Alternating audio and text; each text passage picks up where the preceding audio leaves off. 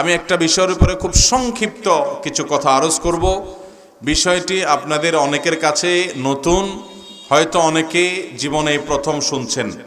এরকম একটা না শোনা এবং খুব একটা চর্চা হয় না এমন একটা বিষয় আজ আমরা আলোকপাত করব।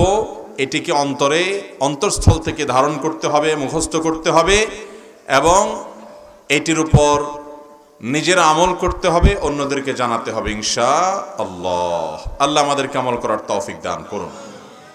মুহতারাম হাজিরিন, কোরআনে কারীমের সূরা তাওবার একটি গুরুত্বপূর্ণ আয়াত আমি তিলাওয়াত করেছি। এই আয়াতে আল্লাহ রাব্বুল আলামিন ইরশাদ করেছেন, নবমণ্ডল এবং ভূমণ্ডলের সৃষ্টির দিন থেকেই সৃষ্টি জগতে আল্লাহ রাব্বুল আলামিন এই ভূমণ্ডলে, নবমণ্ডলে বছরকে 12টি মাসে বিভক্ত করেছেন। কটি মাসে বিভক্ত করেছেন? এই মাসের গণনা এটা নবমণ্ডল, ভূমণ্ডল সৃষ্টির দিন থেকেই চলে আসছে। এই মাসগুলোর মধ্য থেকে 4টি বিশেষ মাস আছে। চান্দ্রবর্ষের এই 4টি মাসকে আল্লাহ রাব্বুল আলামিন সম্মানিত মাস হিসেবে ঘোষণা করেছেন, মিনহা আরবাআতুন হুরুম। এই 4টি সম্মানিত মাস সম্পর্কে আল্লাহ বলছেন, যালিকাদ দীনুল কাইয়্যিম ফালা তাজলিমু ফিহিন্না আনফুসাকুম। এই 4 মাস যেটাকে আল্লাহ তাআলা সম্মান দিয়েছেন, এটা এই মাসগুলোতে তোমরা নিজেদের প্রতি আল্লাহ বলছেন নিজেরা জুলুম করবে না, অবিচার করবে না। সূরা তাওবার 36 নম্বর আয়াতের এই আলোচনা থেকে দিনের আলোর মতো পরিষ্কার যে চান্দ্রবর্ষের 4টি মাস আছে, যে মাসগুলাকে কি মাস বলা হয়? সম্মানিত মাস। কি মাস বলা হয়? সম্মানিত। আশহুরে হুরুম বা সম্মানিত মাস। সম্মানিত মাসের এই ধারণা আমাদের সমাজের বেশিরভাগ মানুষই জানেন না। আমরা রমাদান মাস সম্পর্কে জানি, রমাদান হলো বছরের মধ্যে সবচেয়ে সেরা এবং শ্রেষ্ঠ মাস। ঠিক না ঠিক? এটা তো ঠিকই আছে, কারণ হাদিসের বর্ণনা দ্বারা আমরা জানতে পারি রমাদান হলো সাইয়্যিদুশ শুহুর, সকল মাসের মধ্যে সবচাইতে সেরা মাস, সবচাইতে শ্রেষ্ঠ মাস। কোন মাস? রমাদান মাস। রমাদানের পর অন্য সাধারণ মাসের তুলনায় বিশেষ মর্যাদা এবং বিশেষ সম্মান আল্লাহ তাআলা দিয়েছেন 4টি মাসকে। কয়টি মাসকে? এই 4টি মাস কোন 4 মাস, যে মাসকে আল্লাহ রাব্বুল আলামিন মর্যাদা দিয়েছেন, সে বিষয়ে বুখারী, মুসলিম বর্ণিত আবু বকর রাদিয়াল্লাহু তাআলা আনহু থেকে একটি হাদিস বর্ণিত হয়েছে। তিনি বলেছেন যে নবী করিম সাল্লাল্লাহু আলাইহি ওয়াসাল্লাম ইরশাদ করেছেন যে আস-সানা 12 শাহরা, বছর 12টি মাসে হয়। এর মধ্যে থেকে 4টি মাস আছে যে মাসগুলোকে আল্লাহ তাআলা সম্মানিত মাস হিসেবে ঘোষণা করেছেন। আর সেই 4 মাসের মধ্যে আবার 3টা মাস হলো ধারাবাহিক পরপর 3 মাস। সেগুলো কোন 3 মাস? নবী সাল্লাল্লাহু আলাইহি ওয়াসাল্লাম এই হাদিসে নিজেই ব্যাখ্যা করেছেন, যুল কাদা ওয়া যুল হিজ্জাহ ওয়া মুহররম, জিলকদ, জিলহজ এবং মুহররম। এই 3টা বাই সিরিয়াল ধারাবাহিক মাস। আর আরেকটা মাস যেটা চতুর্থ মাস, সেটা হলো ওয়া রজব ওয়া মুদর আল্লাযী বাইনা জুমাদা ওয়া শাবান, রজব মাস যেটা জুমাদা সানিয়া এবং শাবান মাসের মধ্যবর্তী মাস, রমজান মাসের আগের মাস। এটা হলো চতুর্থ সম্মানিত মাস। তাহলে মোট সম্মানিত মাস কয়টা হলো? 4টা। সম্মানিত মাস সম্পর্কে ইতিপূর্বে এই 4টা মাসকে আল্লাহ বিশেষ সম্মানিত মাস ঘোষণা করেছেন, এটা যারা জানতেন তারা হাত তোলেন। আগে থেকে যারা জানতেন, অল্প কয়েকটা হাত গোনা যাবে, 2-4-5টা হাত মাত্র উঠেছে। এর মানে হলো এই বিষয়টি আমাদের দেশের বেশিরভাগ মানুষের কাছে নতুন, অথচ কোরআনে কারীমে সূরা তাওবাতে আল্লাহ তাআলা এই বিষয়ে আলোচনা করেছেন, আবার সূরা বাকারাতে আলোচনা করেছেন। আল্লাহ বলেছেন, ইয়াসআলুনাকা আনিশ শাহরিল হারামি কিতালিন ফি। হে রাসূল, সম্মানিত মাসসমূহে যুদ্ধ বিগ্রহ করা এ সম্পর্কে আল্লাহর বিধান কি, এ সম্পর্কে আপনাকে জিজ্ঞাসা করা হয়েছে। মানুষেরা জিজ্ঞাসা করেছে আপনাকে, কুল কিতালুন ফিহি কাবীর, আপনি জবাবে বলে দিন এই সম্মানিত মাসগুলোতে যুদ্ধ বিগ্রহ করা এটা মহাপাপ, অনেক বড় অপরাধ, এটা গুনাহ। এই মাসগুলোতে যুদ্ধ বিগ্রহ আল্লাহ তাআলা নিষিদ্ধ ঘোষণা করেছেন, জায়েজ নাই, কারণ এই মাসগুলোকে আল্লাহ তাআলা সম্মান দিয়েছেন। মুহতারাম হাজিরিন, আমরা যে মাসটাতে এখন অবস্থান করছি, এই মাসটা হলো সেই সম্মানিত 4 মাসের একটা মাস। এই মাসটার নাম কি মাস? বর্তমানে হিজরি বর্ষের বা চান্দ্র বর্ষের কোন মাস চলছে? রজব মাস। রজব মাস এটি সম্মানিত 4 মাসের একটা মাস। এখন এই মাসটা যে সম্মানিত মাস, সে সম্পর্কে আমরা বেশিরভাগ মানুষ জানি না। আর যদি আমরা কেউ জানিও, কিন্তু এই মাসটা যে সম্মানিত মাস সে সম্পর্কে আমাদের ধারণা, সে সম্পর্কে আমাদের কনসেপ্ট, সে সম্পর্কে আমাদের সচেতনতা বা এই মাসকে সম্মান দেওয়া মানসিকভাবে, দুঃখজনক বাস্তবতা হলো এই আমলটি আমাদের সমাজে বেশিরভাগ মানুষই করার সুযোগ পান না। মোহতারাম হাজরিন, কোরআন যে বিষয়ে একাধিক জায়গায় আলোচনা করেছে, নবী সাল্লাল্লাহু আলাইহি সাল্লাম যেখানে এই 4 মাসের ব্যাখ্যা বিশ্লেষণ তার হাদিসে করেছেন, সাহাবা ইকরাম এই মাসগুলো সম্পর্কে বিভিন্নভাবে জিজ্ঞাসাবাদ করেছেন। কোন খুচরা বিষয় নিয়ে কোরআনে এত দীর্ঘ আলোচনা, হাদিসে এত দীর্ঘ বিস্তারিত আলোচনা, সাহাবীদের এত প্রশ্ন এবং প্রশ্নের উত্তর আল্লাহর তরফ থেকে, এটা কোনো খুচরা বা ছোটখাটো কোনো বিষয় সম্পর্কে হওয়া সম্ভব। তাহলে বোঝা গেল এই মাসগুলোর সম্মান এটা আল্লাহ তাআলা দিয়েছেন একজন মুসলমান হিসেবে, আল্লাহর প্রতি ঈমান আনয়নকারী বান্দা হিসেবে, কোরআনে বিশ্বাসী মানুষ হিসেবে আমাদেরকে এই মাসগুলোর সম্মান দিতে। এখন প্রশ্ন হলো এই মাসগুলোর সম্মান কিভাবে দিবেন? নাম্বার 1, এই সম্মানিত মাসগুলো যখন আসবে, আপনার মন মানসিকতার মধ্যে এক ধরনের শ্রদ্ধা কাজ করবে যে একটা বিশেষ সম্মানিত মাস যাচ্ছে। রজব মাসের বেশ কয়েকটা দিন অতিবাহিত হয়ে গেছে। আমাদের কয়জন মানুষ আছেন এটা বলতে পারবেন যে রজব মাসের চাঁদ ওঠার সংবাদ যখন শুনেছি সেই থেকে আমার প্রায় মনে হয়েছে যে একটা সম্মানিত মাস যাচ্ছে, সম্মানিত মাসের মূল্যবান সময় যাচ্ছে। এই স্মরণটা হয়েছে এবং সম্মানিত মাসের কথা স্মরণ হওয়া এবং সম্মানিত মাসকে মনে মনে সম্মান প্রদর্শন করা, এটাও এ মাসের একটা আমল, এই সম্মানিত মাসগুলোর সম্মান প্রদর্শনের অংশ। আপনি কোথাও যাচ্ছেন, বিয়ে শাদীর প্রস্তুতি চলছে, আলোচনা চূড়ান্ত পর্যায়ে চলে গেছে, আপনার শ্বশুর বাড়ির গুরুত্বপূর্ণ অনেক গেস্ট, অনেক আত্মীয় হবেন যারা, তাদের সাথে আপনার এখনো পরিচয় হয় নাই। ধরুন আপনার স্ত্রীর বড় ভাই, তার সাথে আগে দেখা হয় নাই, কথা চূড়ান্ত হয়েছে, তার সামনে আপনি স্বাভাবিকভাবে বসে আছেন ফ্রি মুডে। কিন্তু যখন আপনি জানতে পারবেন যে এই ভদ্রলোক, আপনি যে মেয়েটাকে বিয়ে করতে যাচ্ছেন তার বড় ভাই, পিতৃতুল্য বড় ভাই, তিনি এই ফ্যামিলির গার্ডিয়ান, এটা যদি আপনি জানতে পারেন, তাহলে সেক্ষেত্রে সাথে সাথে আপনার বসার স্টাইলের মধ্যে একটু আপনি নড়ে চড়ে, একটু কাচুমুচু হয়ে, সম্মান প্রদর্শন করে বিশেষভাবে বসার চেষ্টা করবেন কি করবেন না? এর মানে হলো আপনি লোকটাকে সম্মান দিলেন, ঠিক কিনা বলেন? তাহলে গত মাসটা গেছে জমাদার সানিয়া, জমাদার সানিয়া মাসেও আপনার আমার মনের যে অবস্থা, এই মাসটা যাচ্ছে রজব, সম্মানিত 4 মাসের এক মাস, এ মাসেরও আমাদের মনের একই অবস্থা যদি থাকে, তাহলে তার মানে এই মাসটি যে আল্লাহ তাআলা সম্মান দিলেন, আমি সেই সম্মানটাকে বিশেষভাবে ফিল করলাম না। তাহলে সেক্ষেত্রে কোরআনের উপরে কি আমল হবে না কোরআনের পরিপন্থী আমল হবে? মোহতারাম হাজরিন, এই বিষয়ের আলোচনাও আমাদের সমাজে খুব একটা হয় না। সম্মানিত মাস সম্পর্কিত ধারণা, এই মাসগুলো যখন আসে তখন এগুলো সম্পর্কে আমাদের করণীয় বর্জনীয়, এই মাসগুলো সম্পর্কে কোরআন হাদিসের আলোকে তাৎপর্য আলোচনা, এটা আমাদের সমাজে খুব একটা হয় না। এই জন্য এই রজব মাসের শুরুতে আমি আমার নিজের স্মরণের উদ্দেশ্যে আপনাদের সামনে আলোচনা করছি।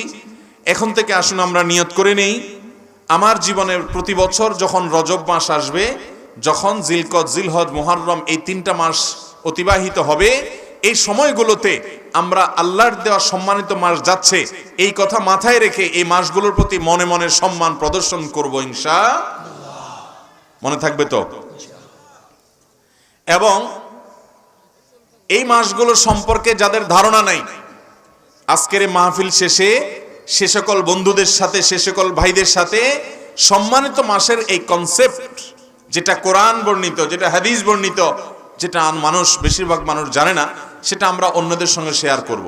ঠিক আছে তো ইনশাআল্লাহ? তাহলে সম্মানিত 4 মাসের প্রথম করণীয় হলো, আল্লাহ যেহেতু সম্মান দিয়েছেন, একটা সম্মানিত মাস যাচ্ছে, অতিবাহিত হচ্ছে, সম্মানিত মাসে আমি প্রবেশ করে গেছি, এই কথাটা মনে করে এই মাসটাকে বিশেষভাবে মনে মনে রেসপেক্ট করা, সম্মান প্রদর্শন করা, যেটা সাধারণ মাস না, জুমাদাস সানিয়ার সাথে এই মাসে একটা পার্থক্য আছে, এই কথা আমাদের মনে রাখতে হবে। অথচ বাস্তবতা হলো জুমাদাস সানিয়া মাস যেভাবে যায় আমাদের, রজব মাসও একইভাবে যায়। রজব মাস ঢুকেছে, জুমাদাস সানিয়া মাস শেষ হয়ে, এতে আমাদের তেমন কোনো বিহিত নাই, আমাদের মধ্যে তেমন কোনো মানসিক পরিবর্তন। এখান থেকে বোঝা যায় এই সম্মানিত মাসের সম্মান আমরা মনে মনে প্রদর্শন করছি। অতএব আমরা সম্মানিত মাসের সম্মান আমরা মনে মনে ধারণ করব। ঠিক আছে তো ইনশাআল্লাহ? এটা 1 নম্বরের কাজ। নাম্বার 2, এই মাসগুলোতে আমাদের রুটিন যে কাজগুলো আছে, 5 ওয়াক্ত নামাজ অন্য মাসেও ফরজ, এ মাসেও 5 ওয়াক্তই ফরজ, অতিরিক্ত কোনো ওয়াক্ত নাই, অতিরিক্ত কোনো নামাজও এই 4 মাসে পড়ার জন্য নির্দেশ করা হয় না, এই 5 ওয়াক্তই। এবং অন্যান্য মাসে যে সমস্ত ফরজ বিধানগুলো আমাদেরকে মেনে চলতে হবে, সম্মানিত মাসগুলোর সম্মানার্থে সেই ফরজ বিধানগুলোকে একটু বিশেষ গুরুত্বের সাথে করব, একটু বিশেষ গুরুত্বের সাথে। মনে থাকবে তো ইনশাআল্লাহ? আপনি অন্য সময় ফজরের নামাজের ব্যাপারে আপনার গাফিলতি আছে, সম্মানিত মাস সেজন্য আপনার রুটিনে নামাজের গুরুত্বটা বিশেষভাবে গুরুত্ব পাবে, যে সম্মানিত মাসেও কিভাবে আমি নামাজ তরক করি। অন্যান্য মাসে আপনি জামাতের ব্যাপারে এত গুরুত্ব দেন না, কিন্তু সম্মানিত মাসের সম্মানে আপনি জামাতের ব্যাপারে গুরুত্ব দিবেন। অর্থাৎ সাধারণ রুটিন আমলগুলোই সম্মানিত মাসের কারণে বিশেষ গুরুত্ব দিব ইনশাআল্লাহ। নাম্বার 3, সম্মানিত মাসের সম্মানার্থে আমরা অন্যান্য মাসে পাপাচার গুনাহে লিপ্ত হওয়া, সেটা যেরকম অপরাধ, সম্মানিত মাসে গুনাহে লিপ্ত হওয়া ডাবল অপরাধ। কারণ আল্লাহ তাআলা সম্মান দিয়েছেন যে মাসকে, সে মাসকে আপনি অসম্মান করেছেন, সে মাসে আল্লাহর নাফরমানি করেছেন। কেউ বিড়ি সিগারেট খাইলো, সে গুনাহ করলো, মুরব্বীদের সামনে খাইলো, অন্যদের সামনে খাইলো, সে বেয়াদবি করলো। কিন্তু একই কাজ যদি নিজের বাপের সামনে করে, শ্বশুরের সামনে করে, তাহলে বেয়াদবি ডবল হবে না?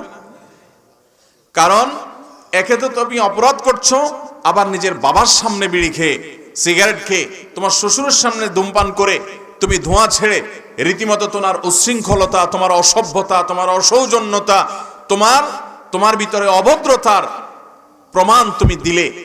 এটা সমাজের যে কোনো মানুষ জানে যে সাধারণ ধূমপান করা সেটা তো অপরাধী, কিন্তু যদি কোনো মুরব্বীর সামনে, নিকটাত্মীয়ের সামনে, সিনিয়র ব্যক্তির সামনে করে, সেটা আরো অপরাধের মাত্রা বেশি হয়। ঠিক একইভাবে অন্য মাসে আপনি হারাম জিনিস মোবাইলে দেখলেন, হারাম কথা মুখে বললেন, হারাম কাজ সম্পাদন করলেন, সেটা অপরাধ, সেটা গুনাহের কারণ। কিন্তু সম্মানিত 4 মাসে আপনি যদি এই গুনাহের কাজগুলোই করেন, তাহলে সেক্ষেত্রে আপনি অপরাধের ক্ষেত্রে ডাবল অপরাধ করলেন, সম্মানিত মাসের সম্মান নষ্ট করলেন, সম্মানিত মাসকে অসম্মান করলেন। আল্লাহ তাআলা কোরআনে কারীমে সূরা তাওবার 36 নম্বর আয়াতে বলেছেন, ফালা তাজলিমু ফিহিন্না আনফুসাকুম, সম্মানিত মাস যখন আসবে তখন তোমরা নিজেদের প্রতি অবিচার করো না।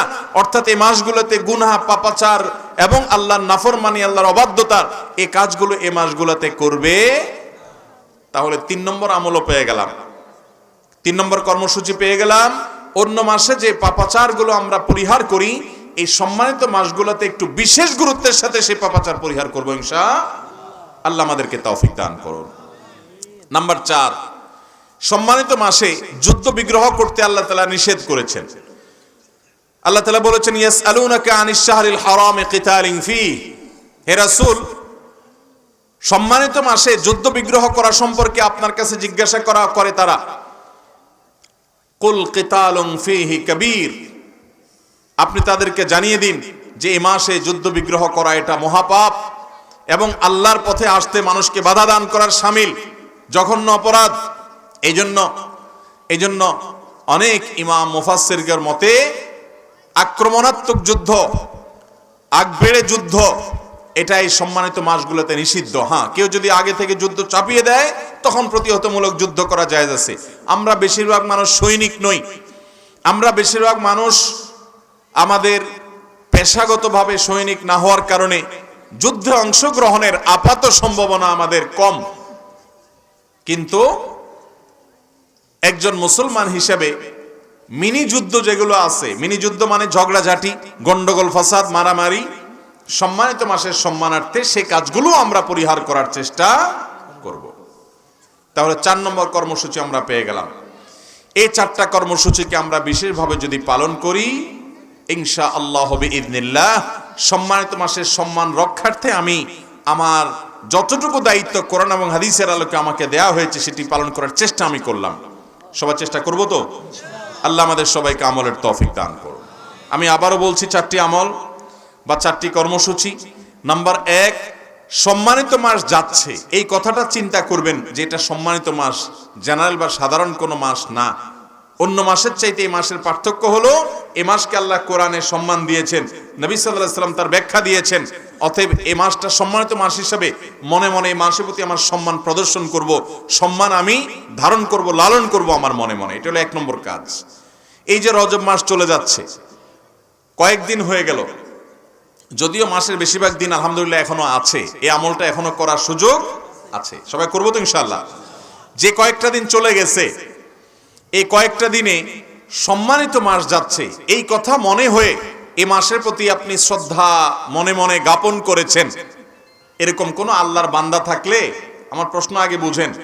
সম্মানিত মাস যাচ্ছে, রজব মাস সম্মানিত 4 মাসের একটা, যেহেতু আল্লাহ তাআলা এই মাসকে মর্যাদাপূর্ণ মাস, বিশেষ সম্মানিত মাস ঘোষণা করেছেন এবং আগে থেকে এটি চলেছিল, আল্লাহ তাআলা সেটাকে বলবৎ রেখেছেন, এলাও করেছেন। তো এই সম্মানিত মাস যাচ্ছে, এই কথা মনে করে রজব মাসের যে কয়েকটা দিন গেছে, সেই কয়েকটা দিনে মনে মনে এই মাসের প্রতি সম্মান শ্রদ্ধা জ্ঞাপন করেছেন যারা, এরকম কেউ থাকলে হাত তোলেন তো দেখি। বুঝেছেন কিছু? কি বুঝেছেন? না বুঝে হাত তুলেছেন। কারণ আমি জানি এ আমল কর্ণওয়ালা মানুষ হাজার হাজার মানুষের ভিতরে 1-2 জন পাওয়া কঠিন হবে। প্রথমত মানুষ জানেই না, আমাদের মধ্যে জানাশোনাই খুব কম। দ্বিতীয়ত আমরা যারা জানি তাদের মধ্যে আবার এই মাসকে সম্মানিত মাস যে যাচ্ছে সেই কনসেপ্টটা মাথায় উপস্থিতি হয় খুব কম।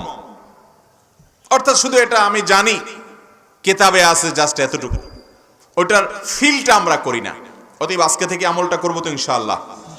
সম্মানিত মাসের প্রতি মনে মনে সম্মান আমরা জ্ঞাপন করব, 1। দ্বিতীয়ত, অন্য সময় যে আমলগুলো আমি করি, সম্মানিত মাস দেখে সে আমলগুলোকে বিশেষ গুরুত্বের সাথে করব। ফরজ নামাজগুলোকে আরো বিশেষ গুরুত্বের সাথে করব, কারণ সম্মানিত মাস যাচ্ছে। আর তৃতীয়ত, অন্য সময় যে সমস্ত গুনাহের কাজ করেন, সম্মানিত মাসের সম্মানে সেই গুনাহের কাজগুলো ছেড়ে দিবেন। ছাড়তে না পারলে অন্তত আগায় আসবেন, খারাপ থেকে ভালোর দিকে আসবেন, যেহেতু সম্মানিত মাস যাচ্ছে। আল্লাহ তাআলা স্পেশালি নিষেধ করেছেন যে সম্মানিত মাসগুলোতে নিজের পায়ে নিজে কুড়াল মেরো না, পাপাচার করো না। এটা সম্মানিত মাসের অসম্মান করার কারণে অন্য সময় একই গুনাহ করার চাইতে এই সময় গুনাহ করলে তার মাত্রা, ভয়াবহতার শাস্তি বেশি হবে। বিধায় আমরা এই মাসগুলোতে পাপাচার এবং গুনাহ থেকে বেঁচে থাকার চেষ্টা করব।